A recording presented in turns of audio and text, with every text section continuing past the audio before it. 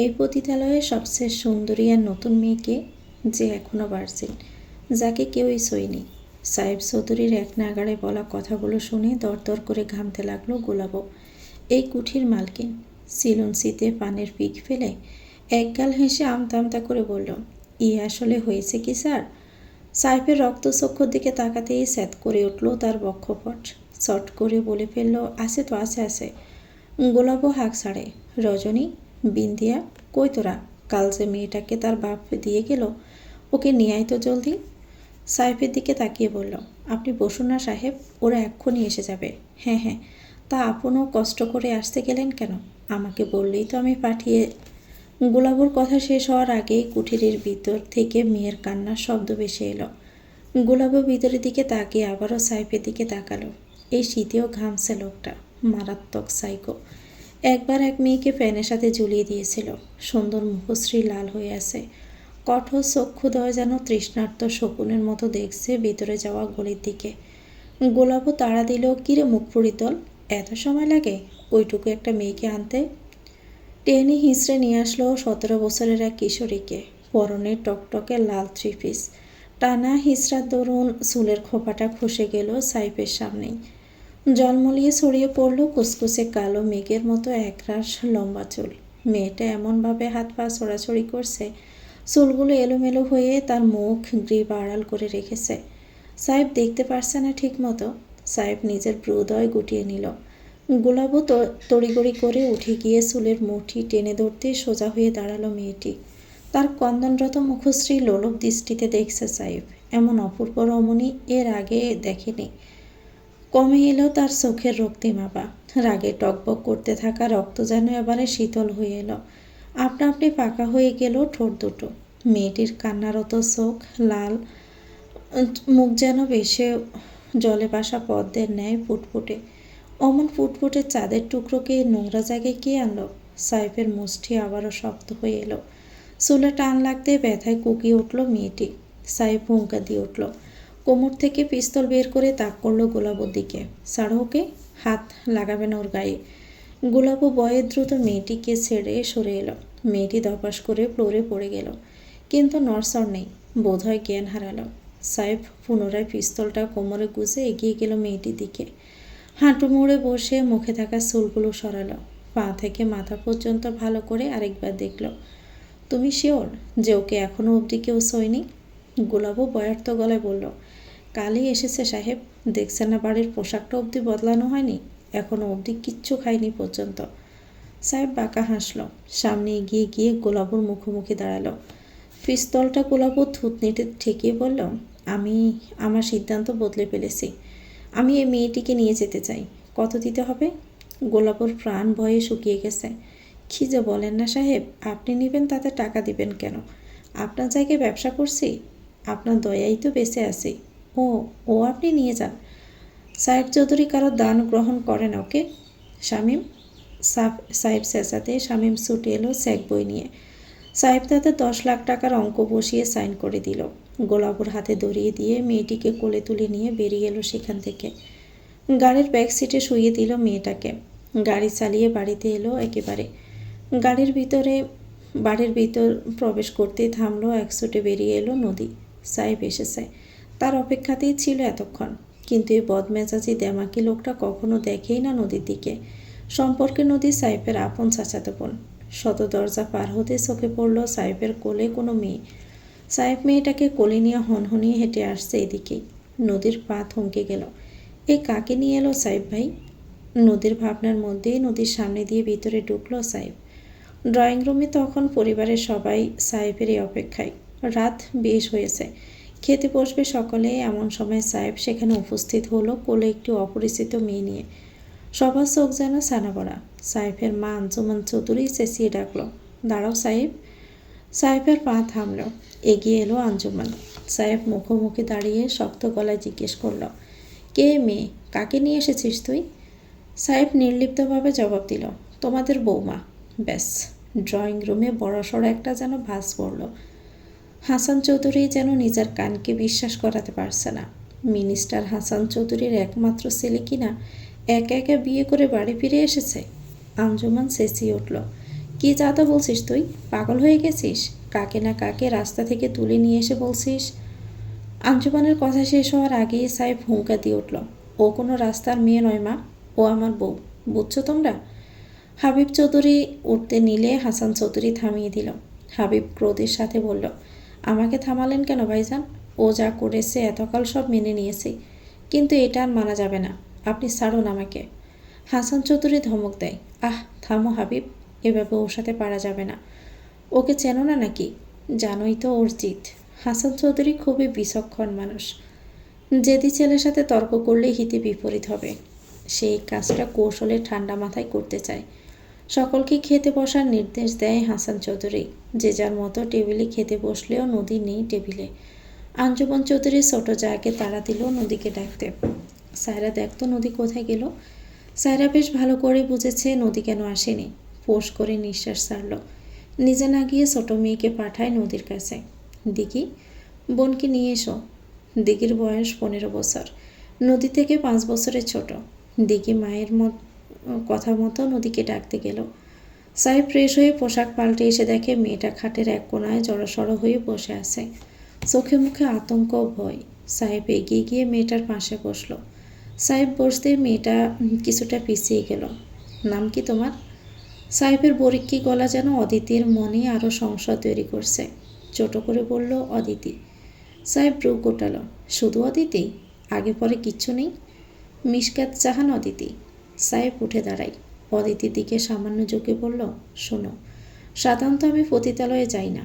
আজ গেছিলাম এক প্রকার জিদের বসেই। গিয়ে তোমাকে ভালো লেগেছে তাই কিনে নিয়ে এসেছি। কাল তোমাকে বিয়ে করব। কথাগুলো বলে সাহেব গটগট করে চলে গেল।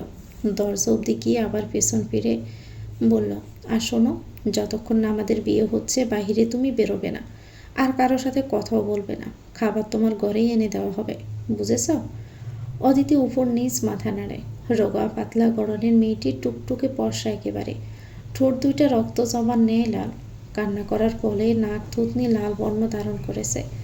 সাহেবের কেমন একটা যেন অনুভূতি হচ্ছে। সাহেব নিজেকে সংযত করতে গলা খাকড়ি দিল। মনে মনে ভাবলো, ভালো লেগেছে তাই পার্মানেন্টলি নিয়ে এসেছি, যাতে আমি ছাড়া কেউ ছুতে না পারে। তাই বলে ভালো টালো আমি বাসবো নাকি? সাহেবের হাতের আঙ্গুলে চাবি ঘোরাতে ঘোরাতে সিঁড়ি দিয়ে নেমে গেল। সিঁড়ি থেকে নামতে নদীর মুখোমুখি হয় সাহেব। এমনিতে রোজ নদী আগ বাড়িয়ে এটা ওটা জিজ্ঞেস করলেও আজ কিচ্ছুটি বলল না। সাহেবকে পাশ কাটিয়ে দুই বোন ডাইনিংয়ের দিকে এগিয়ে যাচ্ছে। অগত্যায় সাহেব পিছন থেকে ডাকল, নদী। নদীর পা থামল, কিন্তু পিছনে ফিরল না। সাহেব পকেট থেকে ফোন বের করতে করতে বলল, তোর ভাবির খাবারটা রুমেই দিয়ে আয়, ও নিচে আসবে না। নদীর কানের পাশে বড় সড়ো একটা বাস পড়ল, যেন কাটা গায়ে নুনো ছিটে দিল সাহেব। চোখে টাইটম্বুর হয়ে থাকা পানিগুলো আর বাদ মানল না। আলগোছে গড়িয়ে পড়ল দুই গালে। দিকে দুই হাতে ঠেলে বোনকে নিয়ে চেহারা বসালো।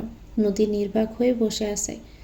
দিকে আঞ্জুমান চৌধুরীকে বলল, বড় মা, দাদাভাই বলেছে ভাবির মানে ওই মেয়েটার খাবার ঘরে দিয়ে আসতে। হাসান চৌধুরী ছেলেকে ডেকে বলল, কোথায় যাচ্ছ? সাহেব নির্লিপ্তভাবে উত্তর দিল, বারে। আর তোমার বউ? বাবার কথা শেষ হওয়ার আগে সাহেব বলল, আমার বউ দিয়ে তোমার কী কাজ? নিজের বউ আছে না, তার চিন্তা করো। সাহেব বেরিয়ে গেল নিজের মতো। হাসান চৌধুরী হাবিবকে বলল, বোরের আগে আরও বাড়ি ফিরবে না, এক্ষুনি সরিয়ে ফেলো মেয়েটাকে। ও এলে বলবে পালিয়ে গেছে হয়তো। নদী বড় বড় চোখ করে তাকায় বড় বাবার দিকে। হাবিবের আদেশে সায়রা খাবারে ড্রাগস মিশিয়ে দিল।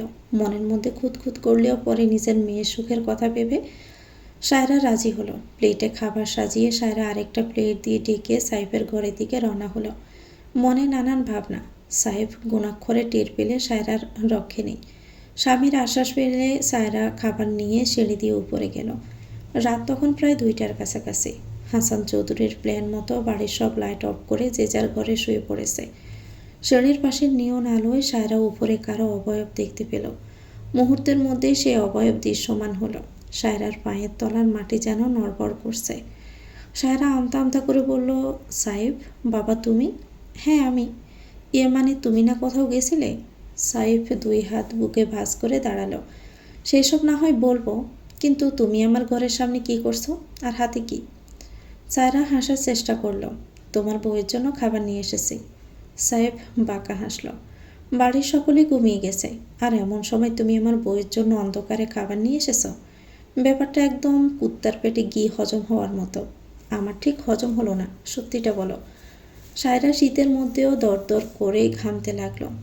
আসলে তখন কেউ তোমার বউকে খাবার দিতে আসেনি। আমিও ভাই জানের ভয়ে কিছু বলতে পারিনি তখন, তাই এখন। সায়রার কথা শেষ হওয়ার আগেই সাহেব বলল, আমি এত বড় একটা কাণ্ড করে ঘরে ফিরলাম, তবুও বাড়িতে কোনো সাড়া শব্দ নেই। এতক্ষণ তো সবার ড্রয়িং রুমে বসে থাকার কথা ছিল, তা না করে সবাই ঘুমিয়ে গেছে, আর তুমি এসেছো খাবার নিয়ে। সায়রা উপর নিচ মাথা নাড়ল। সাহেব এসে বলল, কামন কাকিয়া, তোমরা এতটাও ভালো না। আচ্ছা, এনেছই যখন দাও, আমার বউকে আমিই খাওয়াবো, দাও। সায়রা দুপা পিছিয়ে গেল। না না, থাক। থাকবে কেন? আমার বউ তো না খেয়ে থাকবে না, তাহলে দাও দাও। সায়রা প্লেট সরিয়ে নিল। উল্টো সিঁড়ি দিয়ে নামতে নিলে সাহেব এসে সায়রার সামনে দাঁড়ালো। কি মিশিয়েছো খাবারে কাকিয়া? সায়রার গলা দিয়ে কোনো কথা বেরোচ্ছে না। সাহেব হাতের প্লেটটা নিতে গেলে সায়রাও সরিয়ে নিতে যায়। এক প্রকারে খাবার শুদ্ধ প্লেটটা সিঁড়ি দিয়ে ঝনঝন করে গড়িয়ে পড়ে। বাড়ির ড্রয়িং রুমের আলো জ্বলে ওঠে। সবাই যে যার ঘর থেকে ছুটে আসে। হাসান চৌধুরী চশমা ঠিক করতে করতে বলল, এত বড় অঘটন ঘটিয়েও কি শান্তি হলো না তোমার? কি অসভ্যতা হচ্ছে কাকিয়ার সাথে। এবার বাড়িটাকে কি চিড়িয়াখানা বানিয়ে ফেলবে নাকি? সাহেব চেঁচিয়ে বলল, তার আগে তুমি বলো, তোমাদের সাহস হলে কি করে আমার বউয়ের ক্ষতি করার? ওর খাবারে ক্ষতিকর কিছু মেশানোর সাহস হলো কি করে তোমাদের? সাহেব সায়রার সামনে দাঁড়িয়ে বলল, বলো কাকিয়া, কি মিশিয়েছিলে? হয়তো বিষ, নয়তো মরে যাবে, এমন কিছু, তাই তো? চেনো মেয়েটাকে তোমরা? না, ও তোমাদের কোনো ক্ষতি করেছে? বলো না কাকিয়া, নদী বা দিঘির সাথে কি তুমি এমনটা করতে পারতে? হাবিব চৌধুরী বউয়ের অসম্মানে চেঁচিয়ে উঠল, তোমার কাছে কি প্রমাণ আছে যে খাবারে বিষ মেশানো আছে? সাহেবের চোখ রক্তবর্ণ ধারণ করেছে। দপাদপ সিঁড়ি দিয়ে নিচে এসে একটা স্পুন দিয়ে উপর থেকে কিছুটা খাবার তুলল। তারপর নদীর সামনে ধরে বলল, নে এটা খা। হাসান চৌধুরী ধমকি দিয়ে বলল, কি যাতা বলছো? ও কেন এটা খাবে? খাবে বাবা, ও খাবে। কাকিয়ে যখন কিচ্ছু মেশায়নি অদিতির খাবারে, তখন নদীর দিকে এই খাবার অবশ্যই খেতে পারবে। সায়রা জোরে কেঁদে ফেলল। সাহেব, ওদের ওই খাবারটা খাইও না বাবা, দয়া করো, আমার ভুল হয়ে গেছে, আর কখনো এমন করব না আমি। সাহেব খাবারের প্লেট ধপ করে হাত থেকে ফেলে দিল। চোখগুলো যেন তার জ্বলছে। আপন লোকগুলোও তার সাথে ঘাতকতা করেছে। ফোঁস করে নিঃশ্বাস ছাড়ল। সোজা সিঁড়ি বেয়ে উপরে উঠে চলে গেল। পথের মধ্যে আবারও থামল। আমি সবার উদ্দেশ্যে বলছি, পরবর্তীতে যদি কেউ কখনো এমন কিছু করার চেষ্টা করেছে অদিতির সাথে, আমি কিন্তু এই বাড়ি শুদ্ধ জ্বালিয়ে দিব। হাসান চৌধুরী সায়রার দিকে তাকিয়ে মনে মনে বলল, একটা কাজ যদি এদের দ্বারা হয়। সবাইকে যে যার ঘরে যেতে বলে নিজেও ঘরে চলে গেল। একটা সময় নদী শুধু নির্বাক হয়ে দেখছিল সাহেবকে। নিজের স্ত্রীর জন্য কতখানি টান তার, কত পসেসিভ হাজব্যান্ড। এর এক কোণা নদীকে কেয়ার করলে নদী জীবনে আর কিচ্ছু চাইতো না। দিঘি বোনকে ঠেলে নিয়ে গেল ঘরের দিকে। সকলের চোখের আড়ালে নদীর দু চোখ থেকে দু ফোঁটা পানি গড়িয়ে পড়ল মেঝেতে। সাহেব ঘরে গিয়ে দেখে অদিতি আগের মতোই বসে আছে। দরজার সামনে থেকে ব্যাগগুলো নিয়ে অদিতিকে দিল। তোমার পোশাক আর গরম কাপড়, ফ্রেশ হয়ে পাল্টে নাও। অদিতি ঠায় বসে রইল। সাহেব ফ্রেশ হয়ে এসে অদিতিকে এভাবে বসে থাকতে দেখে বেজায় চটে গেল। কথা কি কান দিয়ে যাচ্ছে না নাকি? নাকি আমার ভালো ব্যবহার পছন্দ হচ্ছে না? অদিতি ভয়ে ভয়ে বলল, আমার আপনাকে কিছু বলার আছে। সাহেব শয়তানি হাসি দিল, শুনবো তো, সবই শুনবো, আগে ফ্রেশ হও। না না, আগে শুনুন। সাহেব শক্ত কণ্ঠে বলল, তুমি ফ্রেশ হয়ে আসবে নাকি আমি ফ্রেশ করিয়ে দিব? অদিতি চট করে উঠে পড়ল। হাত মুখ ধুয়ে জামা পাল্টে নিল। সোয়েটার গায়ে জড়িয়ে নিল। সাহেবকে কোথাও দেখতে পেল না। অদিতি আর উপায় না পেয়ে কম্পটা জড়িয়ে বসে পড়ল।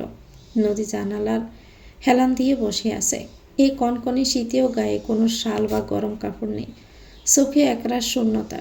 যে আবেগকে তিলে তিলে ভালোবাসায় পরিণত করেছে, সেই ভালোবাসা আজ অন্য কারো। কীভাবে সইবে সে? রান্নাঘরে টুনটান শব্দ। নদীর ঘরের পাশেই কিচেন। আবার কোন নাটক হচ্ছে? এত রাতে রান্নাঘরে কে? নদী এগিয়ে গেল কিচেনে। সাহেব জ্যাকেটের হাতা খানিকটা গুটিয়ে কি যেন খুঁজছে। সাহেবের মোবাইলের ফ্ল্যাশ গিয়ে পড়ে নদীর মুখে। দুজনে চমকে ওঠে। নদী গিয়ে কিচেনের লাইট জ্বালায়। সাহেব ভাই, আপনি এত রাতে রান্নাঘরে কি করছেন? নদীর প্রশ্নের জবাব দেয় না সাহেব। কিছুক্ষণ পর নিজে থেকে বলল, আমায় একটু সাহায্য করতে পারিস? নদী শট করে উত্তর দেয়, হ্যাঁ বলুন না, কী লাগবে? কফি খাবেন? করে দিচ্ছি, দাঁড়ান। না না, সাহেব থামায় নদীকে। আমার কিছু লাগবে না, অদিতির জন্য কিছু একটা বানাতে হবে। আমি তো কিছুই রান্না পারি না, মেয়েটা কাল থেকে না খেয়ে আছে। নদী ছোট করে বলল, বুঝেছি। নদী ফ্রিজ থেকে দুটো ডিম বের করে বাটিতে গুলে নিল। তাতে কিছুটা চিনি দিল, পাউরুটি ডিমে চুবিয়ে ফ্রাই প্যানে ভেজে দিল 7-8টা। সকালের জন্য লেসি করে রাখা আটার ডো থেকে কয়েকটা পরোটাও ভেজে দিল। রাতের ফ্রিজে রাখা মাংসের তরকারি গরম করে বাটিতে দিয়ে ট্রেটা সাহেবের দিকে এগিয়ে দিল। সাহেব ফোনে কারোর সাথে কথা বলতে ব্যস্ত। নদী খাবারের ট্রে সাহেবকে দিতে চাইলে সাহেব বলল, তুই একটু দিয়ে আয় না কষ্ট করে। নদীর দ্বিধা কাজ করে, রাজি হয় না। না, আপনি দিয়ে আসুন। সাহেব ফোন পকেটে রেখে বলল, তুই বাড়ির অন্য সবার মতো না নদী, তোকে আমি চোখ বন্ধ করে ভরসা করি। তুই দিয়ে আসতে পারিস ওকে খাবারটা। তবুও সাহেব বাধ্য হয়ে নিজেই নিল খাবারের ট্রেটা। জাগিয়ে শুয়ে পড়, এই ঠান্ডার মধ্যে এভাবে ঘুরছিস, একটা শালও তো জড়াতে পারিস গায়ে। যা করে যা। সাহেব চলে গেল। নদী একই জায়গায় দাঁড়িয়ে। কত পরিবর্তন। বাড়ির সবচেয়ে জেদি ছেলেটা আজ মাঝরাতে রান্নাঘরে এসেছে বউয়ের জন্য খাবার বানাতে। সাহেব খাবার নিয়ে গিয়ে দেখে অদিতি একদম বাচ্চাদের মতো করে কম্পটা জড়িয়ে বসে আছে। খাবারগুলো সামনে দিয়ে বলল, বিড়াল ছানা, খেয়ে নাও। অদিতি ব্রু গুটিয়ে নিল, মনে মনে ভাবল, লোকটা মস্করা করতেও জানে, দেখে তো মনে হচ্ছিল না। অদিতির গোল গোল করে তাকিয়ে থাকা দেখে বলল, কি হলো, খাওয়া শুরু করো। পেটে বড্ড ক্ষুধা। অমত করলো না খেতে, চুপচাপ খাওয়া শুরু করলো। সাহেব সামনে বসে ওর খাওয়া দেখছে। হঠাৎই দরজায় টোকা পড়ল। এখন আবার কে এলো? সাহেব কাবার থেকে রিভলভারটা নিয়ে দরজা খুলল।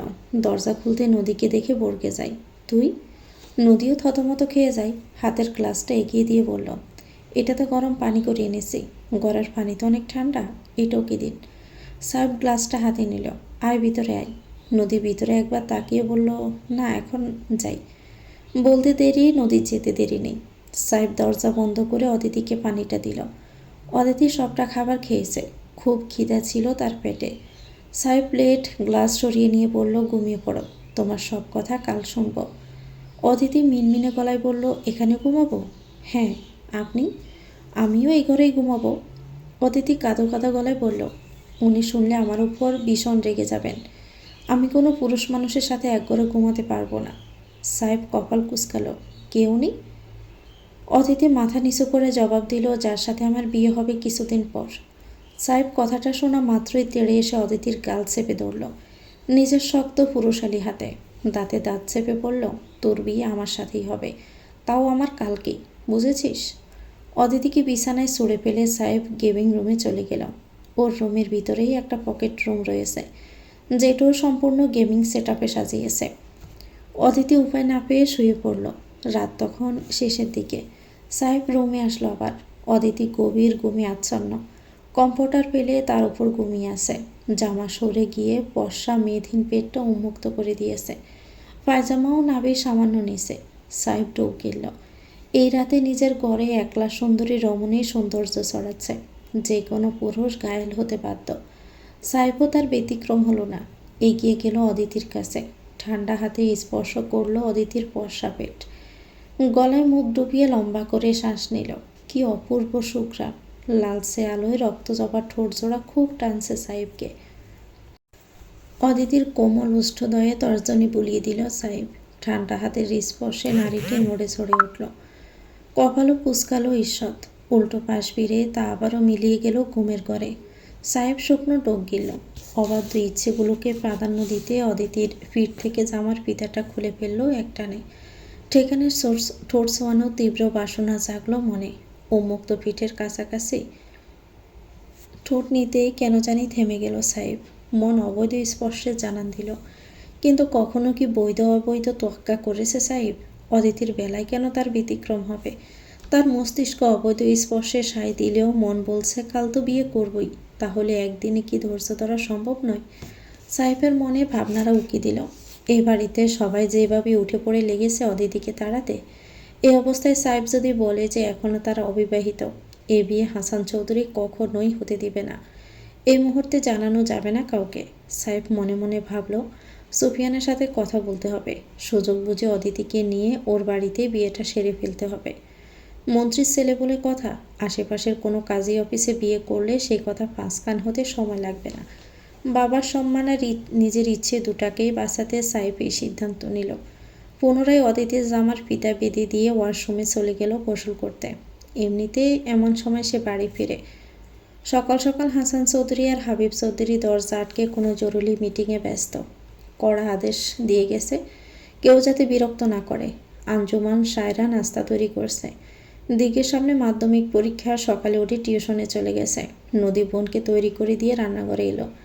আঞ্জুমান নদীকে দেখে বলল, আর একটু ঘুমাতে পারতি, বাচ্চাটার চোখের নিচে কালি পড়ে গেছে যেন। তুই যা আর একটু ঘুমা, আমি আর সায়রা পারবো সবটা। নদী স্মৃত হেসে বলল, তোমরা যে সব পারো তা আমি জানি মণিমা, আমার তোমাদের হেল্প করতে ভালো লাগে। আঞ্জুমান খুশিতে গদগদ হয়ে বলল, দেখেছিস সায়রা, আমাদের বড় মেয়েটা কেমন লক্ষ্মী হয়েছে। সায়রা মুচকি হাসল। আঞ্জুমান পরোটা বেলতে বেলতে বলল, তা আমাদের সাহেব কোন নবাবজাদিকে নিয়ে এলো কাল? কোথায় সে? উঠেনি? আর সাহেবে বা কোথায়? সায়রা বলল, সাহেব আবার এই সময় উঠে নাকি? আঞ্জুমান তাচ্ছিল্যের হাসি দিয়ে বলল, না, এখন তো বউ এসেছে, এখন তো ব্যবহারে পরিবর্তন আসার কথা। দেখলি না কাল কেমন তোর সাথে ঝগড়া করলো বউয়ের হয়ে? নদী শান্ত গলায় বলল, সাহেব ভাই তো কেবল নিজের স্ত্রীর সুরক্ষা নিশ্চিত করতে কথা বলেছে। এটা তো সব স্বামীদেরই করা উচিত। হয়েছে, আর ভাবির হয়ে কথা বলতে হবে না। পারলে গিয়ে যাও, ডেকে নিয়ে আসো তোমাদের প্রাণের ভাবিকে। আঞ্জুমানের কথায় নতু চুপ করে রইল। সায়রা বলল, কিরে যা? না মানে যাবো তো, কিন্তু সাহেব ভাই যে কি তাকে আসতে দিবে? দিলে দেবে, না দিলে নেই। আর এমনিতেও ভাবি ও এসে করবেটা কি এখানে? আঞ্জুমান অবাক হয়ে বলল, ও মা, বংশ পরিচয়, বাপের নাম, আদৌ বাপের নাম ঠিক আছে কিনা সেসব জানতে হবে না? তার স্বামী উঠলে তো আবার তার সাথে কথাই বলা যাবে না। নদী গুটি গুটি পায়ে সাইফের ঘরের দিকে গেল। দরজার সামনে দাঁড়িয়ে ভীষণ অস্বস্তি কাজ করছে তার।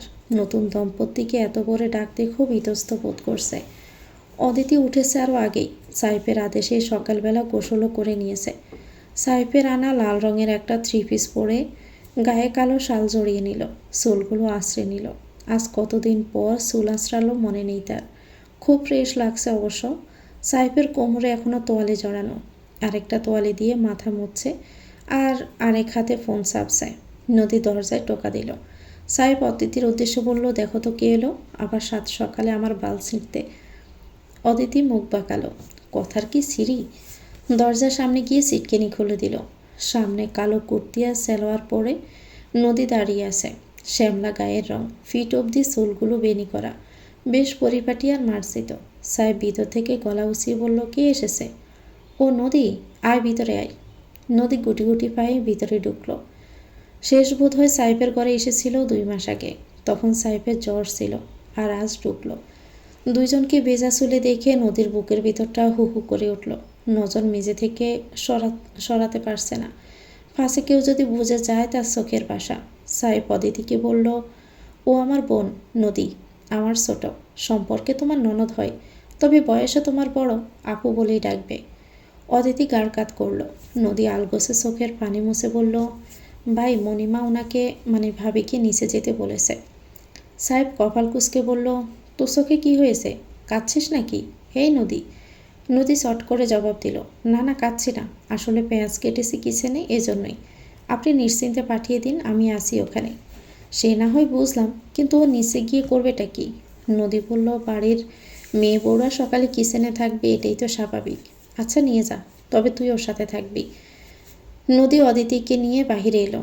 কয়েকটা সিঁড়ি নামার পর অদিতিকে বলল, মাথায় ওড়না দিয়ে নাও। অদিতিও প্রশ্ন না করে মাথায় ওড়না টেনে নিল। শোনো, রান্নাঘরে ঢুকে মণিমাকে মানে তোমার শাশুড়িকে, আর আমার মাকে মানে তোমার শাশি শাশুড়িকে সালাম দেবে। আর তারা 2-1টা কথা বললে বেশি কথা বলবে না, কেমন? অদিতি উপর নিচ মাথা নাড়ল। রান্নাঘরে ঢুকে ছোট করে সালাম দিল দুজনকে। আঞ্জুমান অদিতির মুখ দেখে বাকরুদ্ধ হয়ে গেছে যেন। কি অপূর্ব মুখশ্রী! মনের মধ্যে যত আক্রোশ জমিয়ে রেখেছিল অদিতির উপর জাড়বে বলে, সব গলে পানি হয়ে যেতে লাগলো। অদিতি মাথা নিচু করে বলল, দিন মা, আমি করে দিচ্ছি। আঞ্জুমান গলা খাকড়ি দিয়ে বলল, তো তোমার বাড়ি কোথায়, আর বাবা কি করে? মিশকাত জাহান অদিতি, আমার বাবা সারের ব্যবসা করে। পিছন থেকে সায়রা বলল, তা আমাদের সেলার গলায় জ্বললে কি করে? নদী মায়ের কাঁধে হাত দিয়ে তাকে থামানোর উদ্দেশ্যে বলল, মা। অদিতি মাথা নিচু করে রইল। আঞ্জুমান বলল, তা রান্নাবান্না কিছু পারো? জি পারি। কি কি পারো? অদিতি মাথা নিচু করে বলল, সবই পারি। আঞ্জুমান বলল, তাহলে পায়েস করো। কোথায় কি আছে সব দেখিয়ে দিলে সকালে রান্নাঘর থেকে বেরিয়ে গেল। অদিতি পায়েস বানাচ্ছে আর ভাবছে, এবারের মানুষ কত অদ্ভুত। পায়েস রান্না শেষে একটা বলে করে ডাইনিংয়ে নিল। ইতিমধ্যে হাসান চৌধুরী ও হাবিব চৌধুরীও টেবিলে এসে গেছে। সাইফও বসেছে আজ সবার সাথে খেতে, যা সবার কাছে পশ্চিম দিকে সূর্য ওঠার মতো লাগছে। নদী পায়েসের বাটি অদিতির হাত থেকে নিয়ে ইশারা করলো হাসান চৌধুরী আর হাবিব চৌধুরীকে সালাম করতে। অদিতি সালাম দিল, কিন্তু হাসান বা হাবিব কেউই সাড়া দিল না। ইতিমধ্যে সুফিয়ান এলো। হাবিব চৌধুরী বলল, আরে বাবা সুফিয়ান, বসো বসো, নাস্তা করো। সুফিয়ান হেসে বলল, আসসালামু আলাইকুম আঙ্কেল। সে তো বসবই, বাবির হাতে আজ প্রথম নাস্তা করব। সকালে খাবার খেয়ে উঠে গেল। সাহেব সুফিয়ানকে সবটা খুলে ফেলল, যদিও কিছুটা কালি বলেছিল। সুফিয়ান বলল, আমাদের বাড়িতে চল অদিতিকে নিয়ে, আমার পরিচিত একজন কাজী আছে, কেউ জানতে পারবে না। সাহেব উদ্বিগ্ন হয়ে বলল, আজই? না আজ না, আগামী শুক্রবার আয়। উনি একটু শহরের বাহিরে গেছেন, বৃহস্পতিবার নাগাদ ফিরবে। সাহেব কপালে চিন্তার ভাঁজ পড়ল। বৃহস্পতিবার আসতে আরও 4 দিন বাকি। সুফিয়ান শয়তানি করে বলল, কেন, কন্ট্রোল থাকে না নিজের উপর? তা থাকবেই বা কী করে, এমন হুড়পুরিকে নিয়ে একবারে রাত্রি যাপন। বাই এনি চান্স সাহেব, তুই বাসর টাসর সেরে ফেলিস নি তো আবার? সাহেব চোখ গরম করে তাকাতেই শব্দ করে হেসে ফেলল সুফিয়ান। সাহেব বিরক্তিকর স্বরে বলল, বাই সিরিয়াস মুভমেন্টে মজা নিস না। এই কদিনের মধ্যে বাবা কাকা যদি কোনোভাবে টের পায়, কি হবে ভেবে দেখেছিস? সুফিয়ান সাহেবের কাজ চাপড়ে বলল, চিল ব্রো, তোরা যে স্বামী স্ত্রী না সেটা কেউ কিচ্ছু টের পাবে না। শুধু ভোরবেলা দুজনে গোসল করবি আর রাতে দুষ্ট দুষ্ট শব্দ কর। সুফিয়ানের কথা শেষ হওয়ার আগে সাহেব দৌড়ানি দিল। এক দৌড়ে বাড়ির গেট পার। সুফিয়ান চেঁচিয়ে বলল, রাতে দেখা হচ্ছে ভাই। গেট দিয়ে বেরোতেই সুফিয়ান দেখা পেল চ্যামিলির। পাশের বাড়িতে কাজ করে, বয়স তেমন না, 30-32 হবে। অভাবে স্বভাব নষ্ট জিনিসটা চামেলির সাথে ঘটেছে। সুস্বাস্থ্যের অধিকারী চামেলি কাজ করতে আসে পেট ফিট বের করে শাড়ি পরে, ব্লাউজের গলা দিয়ে বুকের বাজ স্পষ্ট দেখা যায়। সুফিয়ান আদুরে গলায় ডাকল, আরে চামেলি ভাবি। চামেলি সুফিয়ানের দিকে ফিরে দুষ্ট একটা হাসি দিল। বলো। সুফিয়ান চামেলির কোমরে আলতো করে সাপোর্ট দিয়ে বলল, আজকাল দেবরদের মধুর খাওয়াতে বলেই গেছো।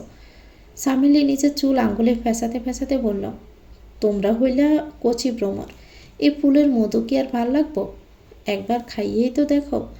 চামেলি সুফিয়ানের বুকে মৃদু ধাক্কা দিয়ে বলল, যা দুষ্ট। কোমর দুলিয়ে দুলিয়ে হেঁটে চলে গেল চামেলি। সুফিয়ানও গাড়িতে চড়ে বাড়ি চলে গেল। সাহেব ঘরে ফিরে দেখে অদিতি বিছানায় বসে বসে কাঁদছে। বস, এটা একটা মেয়ে।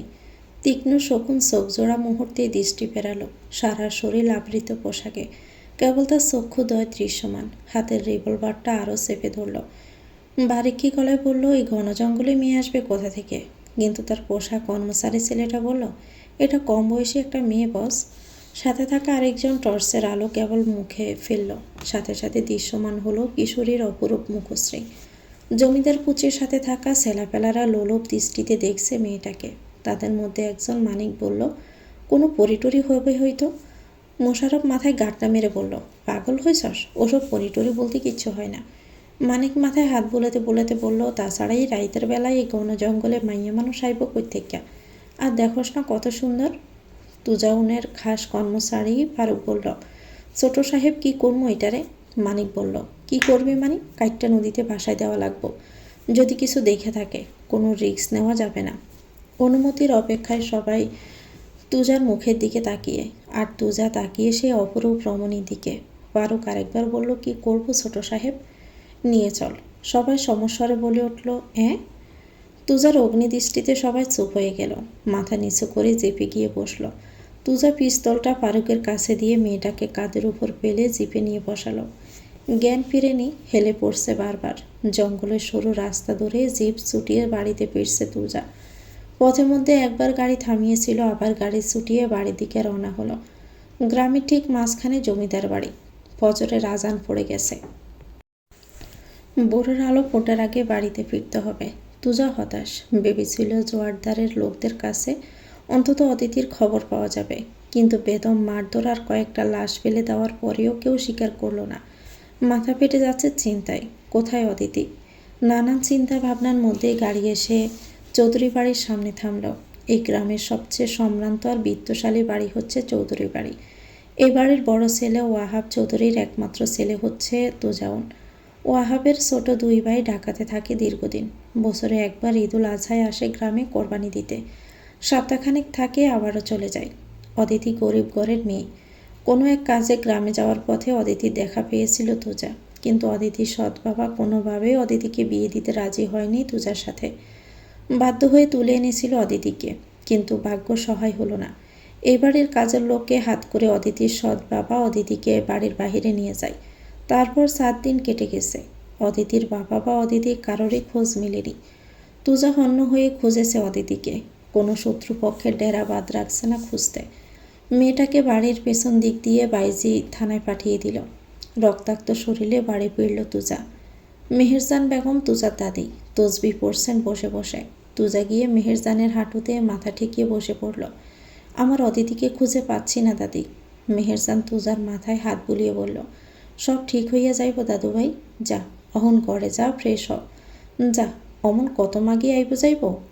তুজা উঠে ঘরে চলে যায় নিজের। গোসল করে কালো পাঞ্জাবি আর সাদা পায়জামা পরল। কাঁধে ঝুলালো ঘি রঙের শাল। শক্ত পোক্ত আর পেটানো শরীরে বড্ড মানানসই। মোচড়ানো গোঁফ আর চাপদাড়ে হাত দিয়ে বলিয়ে নিল। এই বাড়িতেই একজন ব্যতিক্রম চোখের রঙের অধিকারী। তবে তার এই রাজকীয় বেশভূষা, আকর্ষণীয় শরীর আর সৌন্দর্য গ্রামের মেয়েদের পছন্দের নয়, বরং আতঙ্কের কারণ। পরিপাটি হয়ে বাইজি থানায় প্রবেশ করতেই ভেসে আসে কারো গোঘানির আওয়াজ। পাহারাদারকে জিজ্ঞেস করলো, কে ওখানে? পাহারাদার জবাব দিল, জনাব, কাল রাতে সে মেয়েটি। বিরক্তিতে কপাল কুঁচকালো তুজার। আসর প্রস্তুত আছে?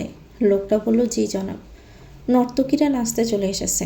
কয়েকজন মেয়ের সামনে নাচছে, কিন্তু তুজার মন মেজাজ আর একদমই নাচ দেখায়নি। অন্য কোথাও বাড়ছে তার মনখানা। চারদিকে কোথাও অদিতি নেই। উবে গেল নাকি মেয়েটা, নাকি আত্মহত্যা করে বসলো আবার? অন্তত লাশটা তো পাওয়া যেত, কিন্তু তাও না। পরে বাইজি থানা থেকে বেরোলো দুপুরে, তখন মধ্যাহ্নভোজের সময়। বাড়ির সবাই খেতে বসেছে। তুজাও বসে পড়ল একটা চেয়ার টেনে। মেহেরজান বেগম চোখ রাঙানি দিয়ে বলল, বসেস তো খাওয়ানোর টেবিলে, আইসোস তো বাজি বাড়ি থেকে, বলি গাগত তুই আইতে পারলি না? সি, এমন গিন্নাফিট কিচ্ছু নেই, স্যাহ। মেহেরজান বকতে বকতে খাবার ছেড়ে উঠে পড়ল। তুজা মুচকি হেসে খাবার খেতে শুরু করলো। ওয়াহাব চৌধুরী তুজার উদ্দেশ্যে বলল, সারা রাত কোথায় ছিলে? তুজার জবাব দেওয়ার আগে মেহেরজান গলা উঁচিয়ে বলল, কই আবার, হে সেরির খোঁজে গেছিল। আল্লাহ বাঁচাইছে, মাগিটা বাগছে। কি এমন সুন্দর সুরতের মাইয়া, একটু দেখতাম। তুজা বাঁকা হেসে ঘাড় নাচালো। দাদির উদ্দেশ্যে বলল, তোমাকে দেখাবো বলেই তো খুঁজতেছি। অর্ধেক খাবার ছেড়েই তুজা উঠে পড়ল।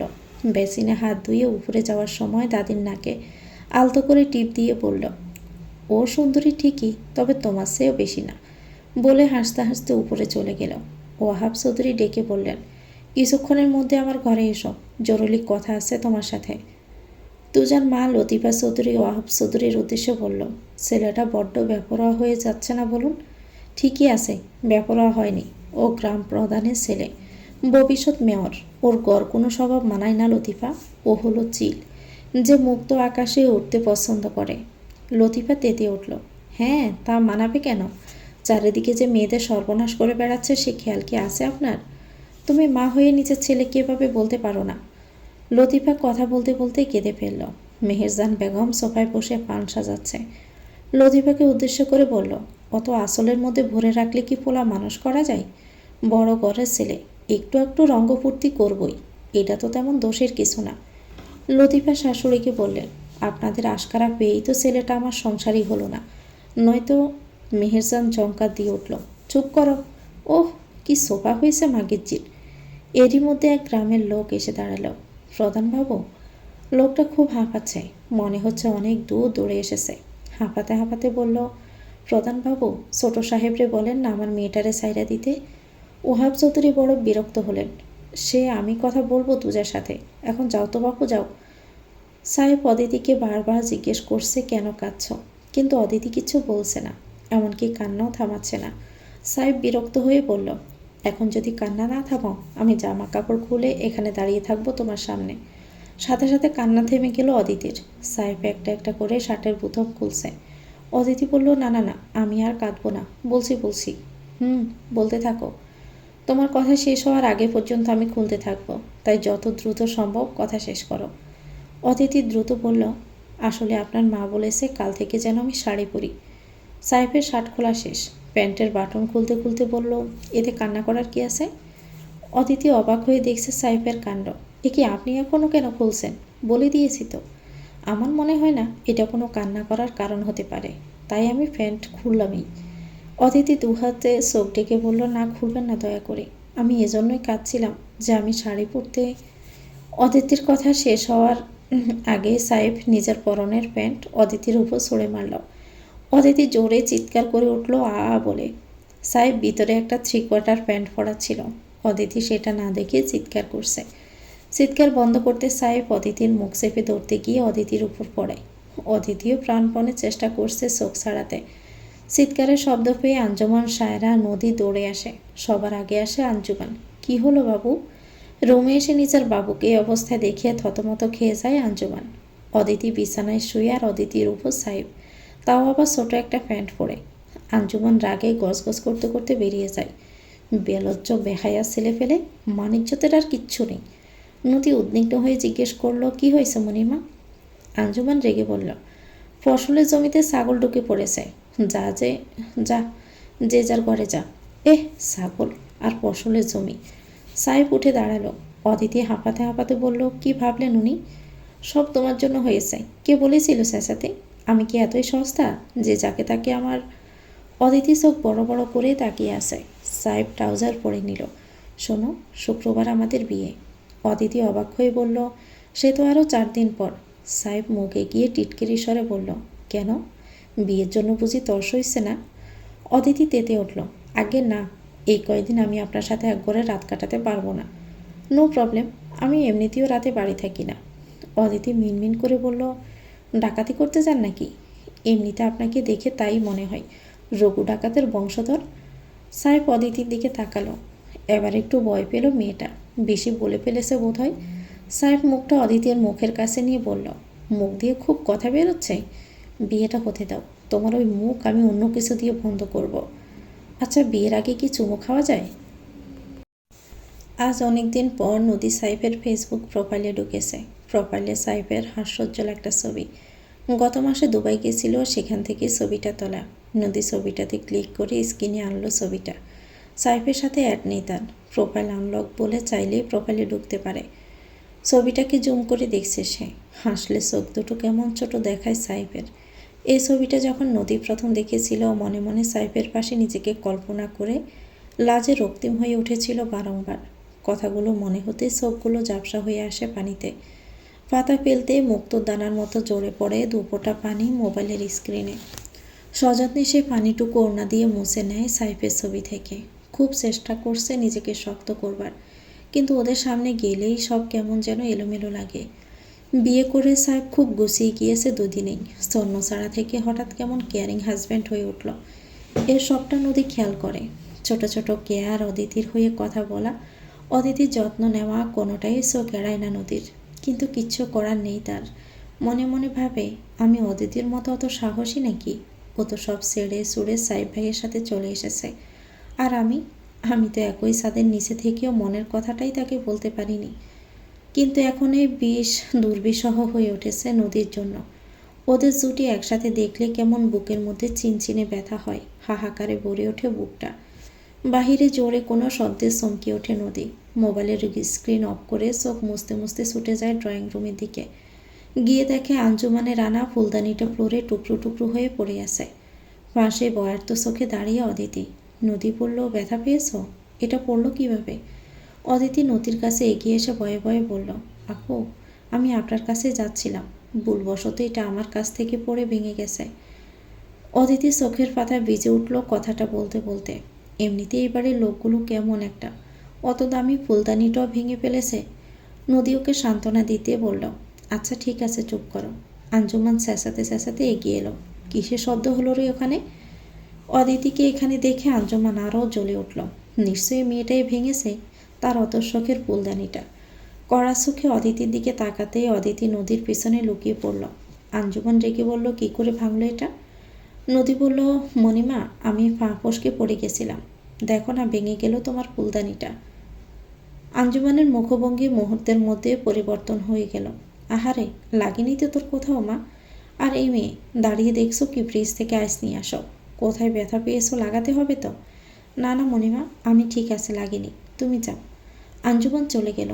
নদী অদিতির দিকে ফিরে বলল, এখন বলো তো আমায় কেন খুঁজছিলে? অদিতি মাথা নিচু করে মিনমিনে গলায় বলল, একটা জিনিস লাগতো। নদী জিজ্ঞাসু দৃষ্টিতে তাকিয়ে বলল, কি? অদিতি এদিক ওদিক তাকিয়ে বলল, আমার পিরিয়ড হয়েছে। এই বাড়িতে আপনি ছাড়া কারোর সাথে তো সেরকম। বাইয়াকে বলতে পারতে। অদিতি ব্রুকুসকে বলল, কাকে? নদী বলল, সাহেব ভাইয়াকে, মানে তোমার স্বামীকে। এখন অদিতি কি করে বলবে? তার যে বিয়েই হয়নি এখনো। সাহেব খুব করে সাবধান করেছে যেন কাউকে এই কথা না বলে, এমনকি নদী আপুকেও না। না হলে সবাই মিলে অদিতিকে আবারও সে খারাপ জায়গায় জোর করে দিয়ে আসবে। নদী অদিতিকে ডাক দিয়ে অদিতি চমকে উঠল। কি হলো, কোনো সমস্যা? অদিতি দুই দিকে মাথা নাড়ল। নদী ফোঁস করে নিঃশ্বাস নিয়ে বলল, আচ্ছা এসো। কোথায়? নদী পিছন ফিরে বলল, কোথায় আবার? আমার ঘরে। নদী পিছন পিছন অদিতি চলে গেল। রুমে গিয়ে নদী অদিতিকে ন্যাপকিন দিয়ে দিল। মনে মনে খুঁতখুত করছে। কেমন অদ্ভুত লাগলো না বিষয়টা? পিরিয়ডের কথা নিজের স্বামীকে না বলে ওকে বলতে এসেছে। অদিতি চলে যেতে নিলে নদী আবারও ডাকল, শোনো। দুটো ওষুধ অদিতির হাতে দিয়ে বলল, পেইন কিলার খেয়ে নিও, তাহলে আরাম পাবে। অদিতি ঘাড় কাত করে চলে গেল। নদীর ঘর পেরিয়ে ড্রয়িং রুমে আসতে দেখা হলো হাবিব চৌধুরীর সাথে। চোখ গরম করে তাকিয়ে আছে অদিতির দিকে, যেন এক্ষুনি খেয়ে ফেলবে। অদিতি ভয়ে দ্রুত হাঁটা শুরু করলো। সিঁড়ি পেরিয়ে রুমে গিয়ে দরজা বন্ধ করে দিল। বুকে হাত দিয়ে জোরে জোরে শ্বাস টানল। মনে মনে বলছে, এরা সবাই এত ভয়ানক কেন? দরজা ছেড়ে পেছনে ঘুরতেই কারো শক্তপোক্ত বুকের সাথে নাকটা ঠুকে গেল। ইস, কি ব্যথা! নাকে হাত দিয়ে উপরে তাকাতে দেখলো সাহেব ব্রুকুসকে ওর দিকে তাকিয়ে আছে। অদিতি একটু পেছনে সরে বলল, সরি। সাহেব একই ভঙ্গিতে দাঁড়িয়ে বলল, কোথায় গেছিলে? অদিতি মাথা নিচু করে জবাব দিল, নদিয়াপুর ঘরে। কারণ জানতে চাইবেন না দয়া করে? আমি বলতে পারবো না। কেন পারবে না শুনি? সাহেব অদিতির দিকে এগিয়ে আসতে অদিতি দুপা পিছিয়ে গেল। হাতে থাকা ন্যাকপিনের প্যাকেটটা পেছনে লুকিয়ে ফেলল। কিন্তু বিষয়টা সাহেব দেখে ফেলেছে। আরও কাছে এগিয়ে এসে বলল, হাতে কি? কি লুকাচ্ছ দেখি? অদিতি যত পিছিয়ে যাচ্ছে সাহেব ততই এগিয়ে যাচ্ছে অদিতির দিকে। দেখো কি এনেছো? না না না, প্লিজ, আমি দেখাতে পারবো না। এটা আমার পার্সোনাল জিনিস, প্লিজ সরে যান। অদিতি দরজার সাথে ঠকে গেল। সাহেবও অদিতির গা ঘেঁষে দাঁড়ালো। পিছনে থাকা হাত দুটো দুই হাত দিয়ে ধরে সামনে আনতেই অদিতি চোখ মুখ খিসে বন্ধ করে ফেলল। সাহেবও ন্যাপকিনের প্যাকেটটা দেখে বোকা বনে গেল। এরকম কিছু যে হবে সেটা সাহেব ভাবেও নি। চট করে অদিতির হাত ছেড়ে দিল। পকেট থেকে মোবাইল বের করে চলে গেল ব্যালকনিতে। মনে মনে ভাবল, এবার একটু হলেও বুদ্ধিমানের কাজ করেছে। হাবিব চৌধুরী অদিতিকে নদীর গড় থেকে বেরোতে দেখে নদীর কাছে গেল। দরজা খোলাই আছে, তবুও ডাকল, নদী। নদীর দিকে জামা কাপড় ভাঁজ করে দিচ্ছে। হ্যাঁ বাবা, এসো। কিছু বলবে? হাবিব চৌধুরীর শক্ত গলায় জিজ্ঞেস করলো, ওই মেয়ে তোর ঘরে কী করছিল? নদী হাসি মুখে জবাব দিল, ওর মাথা ব্যথা করছিল, তাই ওষুধ নিতে এসেছিল। কেন বলো তো? হাবিব চৌধুরী কণ্ঠ নিচু করে বলল, না এমনি, আবার হয়তো তার স্বামী এসে বলবে ওষুধের বদলে বিষ দিয়েছিস। নদীর হাত থামল। কাপড় থেকে হাত নামিয়ে বাবার মুখোমুখি দাঁড়িয়ে কৌতূহলী হয়ে জিজ্ঞেস করলো, আচ্ছা বাবা, মা কি কাল সত্যি অদিতির খাবারে কিছু মিশিয়েছিল? হাবিব চৌধুরী থতমত খেয়ে গেল। সে সচরাচর বড় মেয়ের সামনে মিথ্যে কথা বলে না, কারণ নদী শান্ত স্বভাবের হলেও বেশ বিচক্ষণ। মিথ্যে বললে ঠিকই ধরে ফেলে। মেয়ের মাথায় হাত দিয়ে বললেন, তুই তো জানিসই কত নাম ডাক আমাদের পরিবারের। তো চাচ্ছু এদেশের একজন মন্ত্রী, যাকে তাকে কি আর এ বাড়ির বউ হিসাবে অ্যালাউ করা যায় রে মা? আর তাছাড়াও ভাইজান ভেবে রেখেছিল সাইফের বিয়েটা তোর সাথে দিতে। আমিও তাই চেয়েছিলাম সেক্ষেত্রে। কিন্তু বাবা, ওদের তো বিয়ে হয়ে গেছে, এখন মেয়েটার ক্ষতি করাটা বোকামি হবে না বলো? হাবিব মেয়ের মাথায় হাত বুলিয়ে দিয়ে বলল, তুই অত শত ভাবিস না, আমি আসছি। বিকেলে তুজা এসেছে বাবার ঘরে তার সাথে দেখা করতে। নক না করে হুড়হুড় করে ঢুকে পড়া তার স্বভাব। ওয়াহাব চৌধুরী সংবাদপত্র পড়ছিলেন। তুজা বাইকে চাবি দিয়ে কান খোঁচাতে খোঁচাতে রুমে ঢুকলো।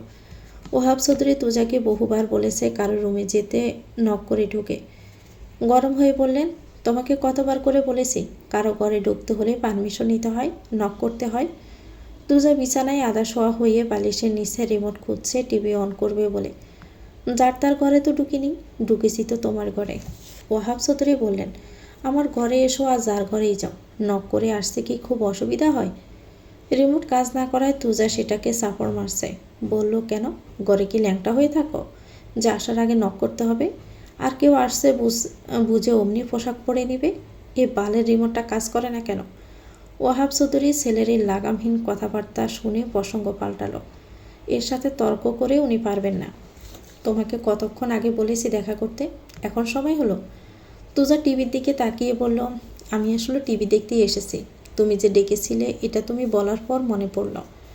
সাউন্ড বাড়িয়ে তুজা টিভিতে 9XM চ্যানেলে সিকনি চ্যামিলি গান ছাড়ল। ওহাব চৌধুরী বিরক্ত হচ্ছে ওর এই ব্যবহারে। ওটা বন্ধ করো, আগে আমার কথা শোনো।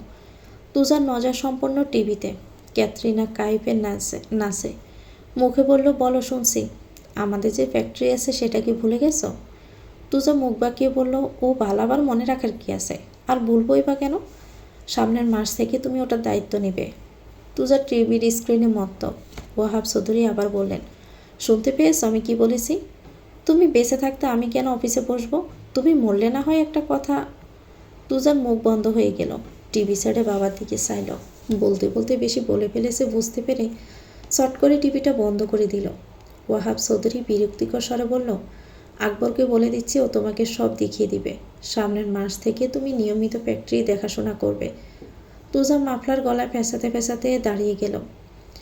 রুমের সামনে আকবরের সাথে দেখা। তুজা আকবরের চোখ থেকে চশমা খুলে নিজের চোখে পড়ে বলল, শোনো আকবর, অফিসে সব কচি কচি মেয়েদের নিয়োগ দাও। 1 তারিখ থেকে আমি অফিসে বসবো। আকবর হাঁ করে তাকিয়ে বলল, কিন্তু স্যার আমাদের অফিসে কম বয়সী মেয়েদের কাজ দেওয়া নিষেধ তো।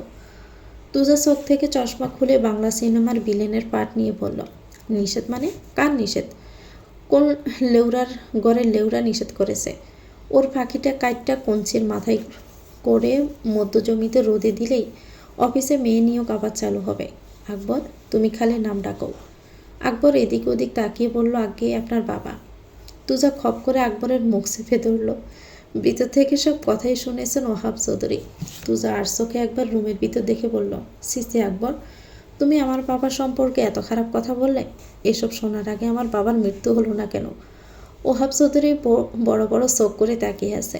তুজা মিনমিন করে বলল, আবার ভুল কিছু বললাম নাকি? ওহাব আকবরকে বললেন, আকবর, তোমাকে যে জন্য ডেকেছি সেটা শুরু করো। ওইখানে ফালতু সময় কেন নষ্ট করছো? ওর সাথে কথা বলা মানে জঙ্গলের সাথে জড়াজড়ি করা। এসো। তুজা চলে যেতে নিলে আকবর টেনে ধরলে, স্যার আমার চশমাটা। তুজা উপর থেকে নিচ পর্যন্ত আকবরকে দেখে কিছু বলতে যাবে এমন সময় আকবর বলল, আসলে স্যার এটা 13তম বিবাহ বার্ষিকীতে আমার বউ এটা গিফট করেছিল। তুজা চশমাটা দিয়ে বেরিয়ে গেল। যাওয়ার সময় সোফার বসে থাকা মেহেরজানকে একটা উড়ন্ত চুমু দিল। মেহেরজানের ওর সাথে কথা বলবে না পণ করেছে নেহাত, নয়তো বাড়িতে আরেক দফা ঘূর্ণিঝড় হয়ে যেত। বাইকে উঠে বাইক টেনে তুজা চলে গেল হাওরের পাড়ে। এই শীতের মৌসুমে সেখানে কনকনে বাতাসে মানুষ দাঁড়াতে পারে না, সেখানেই দলবল নিয়ে আড্ডা দেয় তুজা। মানিক আসলো চা নিয়ে। তুজা বাইকে হেলান দিয়ে সিগারেট টানছে। মানিক চা দিয়ে দাঁতে রুসোপাটি বের করে হেসে বলল, ছোট সাহেব, আপনি অহন আইলেন কেন? আগে আইলে কি তোর বউরে আমার লগে থাকতে দিতি? মানিক হাসলো, আমি বউ পামু করতে, এদিকে বিশাল এক কাণ্ড ঘটেছে। তুজা সিগারেটের বাকি অংশ মানিককে দিয়ে বলল, কি? মানিক সিগারেটে একটা টান দিয়ে বলল, মুকসিদ মাস্টারের মেয়ে উদাও। তুজা অবাক হয়ে বলল, মুকসুদ্দার মাইয়া শান্তা তো আমগো কালেকশনে নাই। হেডেই তো কইতেছি ছোট সাহেব, তার মানে এই গ্রামে নতুন দল ঢুকছে মাইয়া অপহরণ করার, কোনোভাবে অদিতি ওদের কাছে নাই তো আবার? তুজা সিরিয়াস হলো, উঠ, বাইকে উঠ, চর জঙ্গলের ভিতর আমগো ফরেস্ট হাউসে যাবো। মানিক ভয়ে ভয়ে বলল, সেদিনের কথা ভুলে গেছেন ভাই? আর একটু হলে তো সবাই। মানিকের কথা শেষ হওয়ার আগেই তুজা চোখ রাঙানি দেয়। সকাল সকাল সুফিয়ান এসেছে চৌধুরী বাড়িতে। গাড়ি থেকে নেমে সাহেবকে কয়েকবার কল দিল। রিং হচ্ছে কিন্তু রিসিভ হচ্ছে না। পাশের ফ্ল্যাটে উকিঝুঁকি দিল কোথাও সামিলিকে দেখা যায় কিনা, কিন্তু দেখা যাচ্ছে না। সাইফও বাইরে আসছে না। হঠাৎ কোনো মেয়েলি হাত সুফিয়ানের পিঠ স্পর্শ করল। চমকে তাকাতেই দেখতে পেল তার কামনাকৃত মানুষটি। সুফিয়ান হেসে বলল, আরে রে রে, সামিলি ভাবি, আজ তো তোমায় খুব সুন্দরই লাগছে। রোজকার মতো পিঠ খোলা ব্লাউজ, কোমর আর বুকের ভাঁজ উন্মুক্ত রেখে শাড়ি পরেছে। সামিলি সুফিয়ানের গালে চুলের বেনি দিয়ে আলটো করে বাড়ি দিয়ে বলল, শুধু সুন্দরী? সুফিয়ান চোখ টিপে পড়ল, আর সেক্সিও। সামিলি সুফিয়ানের বাহুতে মৃদু ধাক্কা দিয়ে বলল, যা দুষ্ট ভাবি, দেখো না দিন দিন কেমন শুকিয়ে যাচ্ছি। সুফিয়ান নিজের বুকে হাত দিয়ে বলল কথাটা। সামিলিকে মাথা থেকে পা পর্যন্ত ভালো করে দেখে বলল, তোমার কোমরের কাছে তিলটা কি সত্যি? সামিলি চুলের বেনি ঘোরাতে ঘোরাতে বেঞ্চি কেটে বলল, আমার বাবুও তো সময় নেই তোমার সাথে রসের গল্প করার। কোমর দুলিয়ে দুলিয়ে হেঁটে চলে গেল সামিলি। সুফিয়ান বাড়িতে ঢুকে আবার গাড়িতে বসল। সকাল সকাল চৌধুরী বাড়ির পরিবেশ জাঁকজমক। এই বাড়ির ছোট কন্যা দিঘির 16তম জন্মদিন। বাড়িতে বেশ ভালোই আয়োজন করা হয়েছে, তবে অনুষ্ঠানটা ঘরোয়া, শুধু পরিবার আর আত্মীয়দের নিয়ে। পুরো বাড়িটা বেলুন দিয়ে সাজানো হয়েছে। নদী মা কাকির হাতে হাতে সব কাজ করে দিচ্ছে, আর বারবার সিঁড়ির দিকে তাকাচ্ছে কখন সাহেব নামবে। কিন্তু আজ যে সাহেব একা না, সঙ্গে বউ নিয়ে নামবে। কালো আনারকলি জামা পড়েছে নদী, গলায় স্বর্ণের চেইনটা জল জল করছে। আধুনিক যুগের হয়ে বড্ড সাদামাটা মেয়েটা, বলতে গেলে ন্যাচারাল সুন্দর। সায়রা নদীকে বলল, বাড়িতে ফোন করেছিলি? তোর কাকায় বড় মা সবাই আসছে তো? সাহেব আর অদিতির ভাবনায় এতটা ডুবে যে মায়ের কথা কানেই যায়নি। সায়রা পুনরায় ডেকে বলল, কিরে, মন কোথায় তোর? আঞ্জুমান নদীর হয়ে বলল, এত চটিস না তো ছোট। মেয়েটা সারাদিন কত কাজ করে, কত দায়িত্ববান। আমাদের বাচ্চাটা আরেকটা হয়েছে এই বাড়ির বউ, ও তো শুধু নামেই বউ।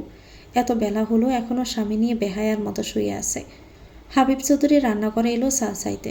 সায়রা বলল, শুনছেন, বাড়ি থেকে সবাই কখন আসবে? হাবিব চৌধুরী বললেন, সবাই বলতে শুধু বাইজান আর তুজাউন আসবে, সাথে বোধ হয় আমাদের আকবরও থাকবে। ও এসে যাবে। আমাকে কড়া করে এক কাপ চা দাও তো।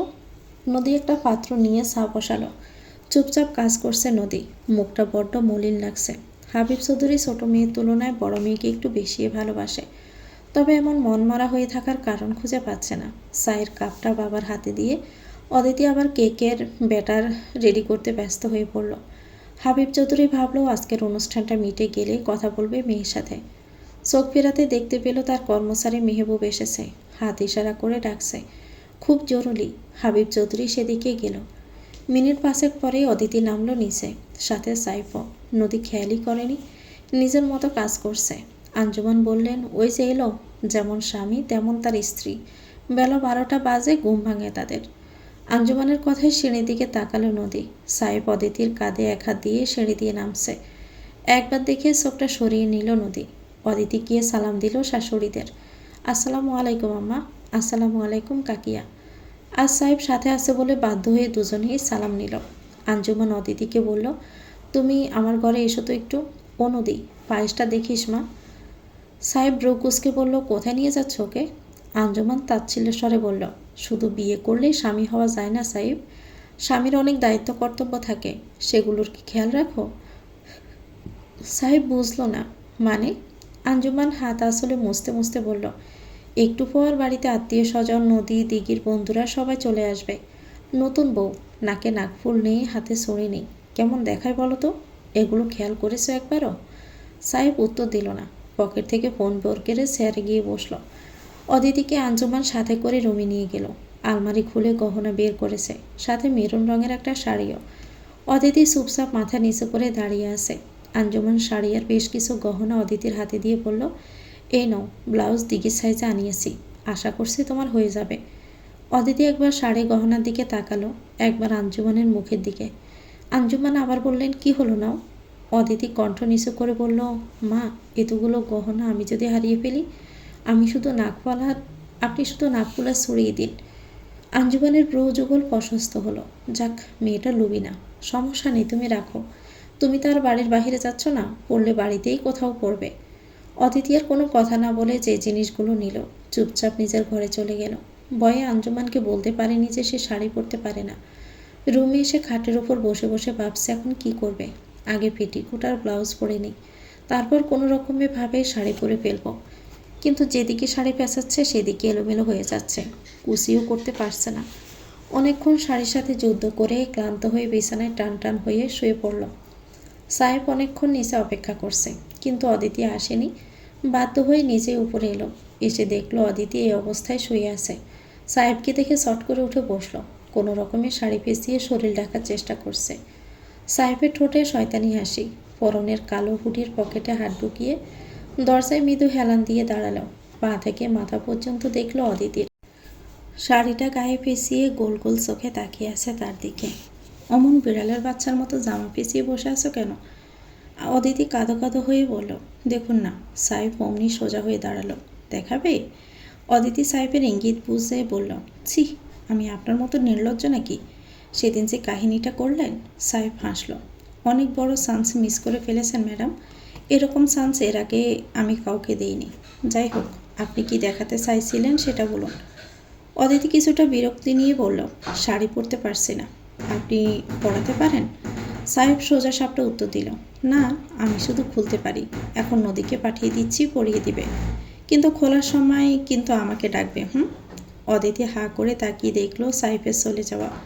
লোকটাকে কেমন অদ্ভুত লাগে অদিতির। এত বড় বাড়ির ছেলে, এত সুন্দর চেহারা, যে কিনা অদিতিকে বউ করতে নিয়ে এসেছে। আবার কৃতজ্ঞতাও বোধ করে। সেদিন সাহেব কিনে না আনলে আজ তার কি করুণ দশাই না হতো। সাহেব নদীকে চোখের ইশারায় ডাকে। নদী গুটি গুটি পায়ে এগিয়ে আসে। সাহেব নদীর কানে কানে বলল, যা তোর ভাবিকে একটু হেল্প কর। নদী সাহেবের মুখের দিকে তাকিয়ে থাকে। সাহেব ঘরের দিকে ইশারা করে। নদী সেই মতো সাহেবের ঘরে চলে যায়। গিয়ে দেখে অদিতি শাড়ি খাটে রেখে শুধু পেটিকোট আর ব্লাউজ পরে দাঁড়িয়ে আছে। নদীকে দেখে হাসি ফুটল অদিতির। এসেছেন আপু? দেখুন না, আমি কিচ্ছু করতে পারছি না এই শাড়িটাকে। নদী প্রথমে শাড়ির আঁচলটা মাপ মতো সেফটি পিনে আটকে রেখে শাড়ির জমিন অংশ অদিতির পেটিকোটে গুজে দিল।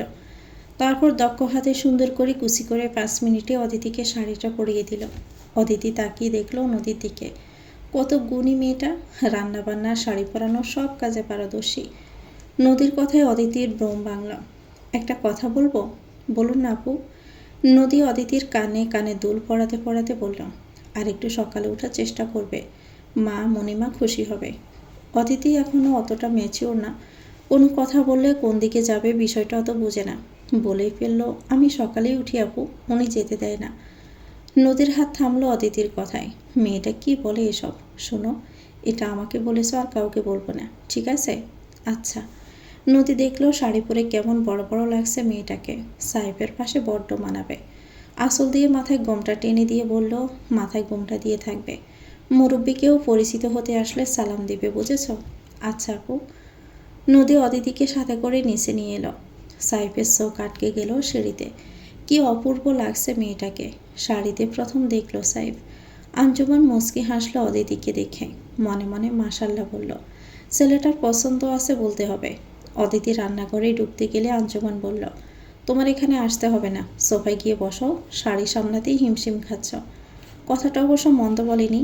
নদীর বেস্ট ফ্রেন্ড সিমি এসেছে। নদীকে এসে জড়িয়ে ধরল। কোথায় ছিলি এতক্ষণ? কখন এসেছি আমি? তোর জন্য বসে আছি। নদী কথাটা বলতে অস্বস্তি বোধ করল, কারণ সিমি সাহেবের জন্য নদীর অনুভূতিটা জানত। বেস্ট ফ্রেন্ড হিসাবে সবই সিমিকে বলতে নদী। সাহেব ভাইয়ের বউকে শাড়ি পরিয়ে দিতে গেছিলাম। সিমি ইতিমধ্যেই ফোনে শুনেছে সাহেবের করা ঘটনা। নদীর হাত ধরে বলল, তোর কি ওকে একটুও হিংসে হয় না? ওকে তুই সাজিয়ে দিচ্ছিস? সিরিয়াসলি নদী? নদী চোখের পানিটুকু আড়াল করতে বলল, আমি যাকে ভালোবাসি সেই ওকে ভালোবাসে, আমি ওকে কি করে হিংসা করব?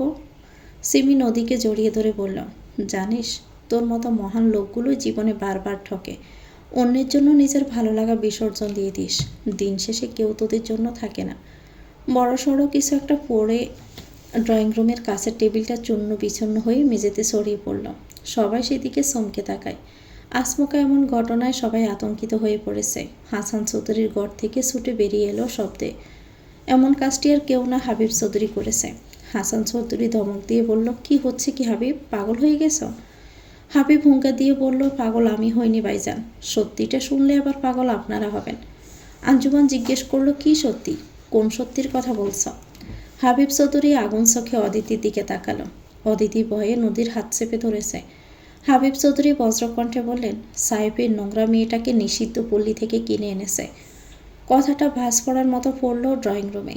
চারদিকের পরিবেশ থমথমে হয়ে গেল। কারো মুখে কোনো কথা নেই, সবাই বাকরুদ্ধ হয়ে গেছে। সাহেব এখনও স্বাভাবিক, সবার দৃষ্টি অদিতির দিকে। হাবিব চৌধুরী পুনরায় বললেন, এই নোংরা মেয়ে অনুষ্ঠানে এবং এই বাড়ির কোথাও থাকবে না। সাহেব কাকার কথার বিপক্ষে বলল, কাকা, ও কোনো নোংরা মেয়ে নয়। ওর সৎ বাবা টাকার জন্য ওকে নিষিদ্ধ পল্লীতে বিক্রি করে দিয়েছিল, তখনই আমি ওকে নিয়ে এসেছি। ও ডকিওনি নিষিদ্ধ পল্লীতে। হাসান চৌধুরী ক্ষিপ্ত গলায় বলল, কিন্তু এনেছো তো সেই নষ্ট জায়গা থেকেই। কিন্তু বাবা, এতে ওর কি দোষ বলো? ব্যাস, আর একটা কথাও না সাহেব। সব অতিথিরা এসে পড়ার আগে মেয়েটাকে বিদায় করে দাও। ও এখানে কিছুতেই থাকতে পারবে না। সাহেব অদিতির হাত চেপে ধরে বলল, ও না থাকলে আমিও থাকবো না। চলো অদিতি, এই ছেলে একবার বাড়ি ছাড়লে আদৌ কোনোদিন ফেরার সম্ভাবনা নেই। আঞ্জুমান আটকালো ওদের। অনুষ্ঠান শেষে এই নিয়ে কথা হবে, আপাতত বউ নিয়ে ঘরে যাও। হাসান চৌধুরীও কিছু বলল না, কারণ তার বড় ভাই আসছে। সে কোনোভাবে এই ঘটনা টের পেলে সর্বনাশ হয়ে যাবে। হাবিব চৌধুরীকে সতর্ক করলেন, বড় ভাইজান যেন কোনোভাবেই জানতে না পারে মেয়েটা কোথা থেকে এসেছে। লোক দিয়ে সব কাছের টুকরা ভাঙা জিনিস পরিষ্কার করাচ্ছেন। এই এলো বলে তারা সবাই সব দ্রুত রেডি করতে ব্যস্ত। একজন স্টাফ এসে খবর জানালেন, এসে গেছে বাড়ি থেকে লোকজন। তো ভিউয়ার্স, গল্পটির নাম হচ্ছে খাসাই বন্দিফুল, লিখেছেন জান্নাতুল ফেরদৌস। এটা গল্পের প্রথম অংশ। গল্পটির পরবর্তী অংশ পেতে চ্যানেলটিকে সাবস্ক্রাইব করে আমাদের সাথে থাকবেন। ভিডিও ভালো লাগলে একটি লাইক দিয়ে দিবেন, কমেন্ট করে জানাবেন কেমন লেগেছে। আল্লাহ হাফেজ, আসসালামু আলাইকুম।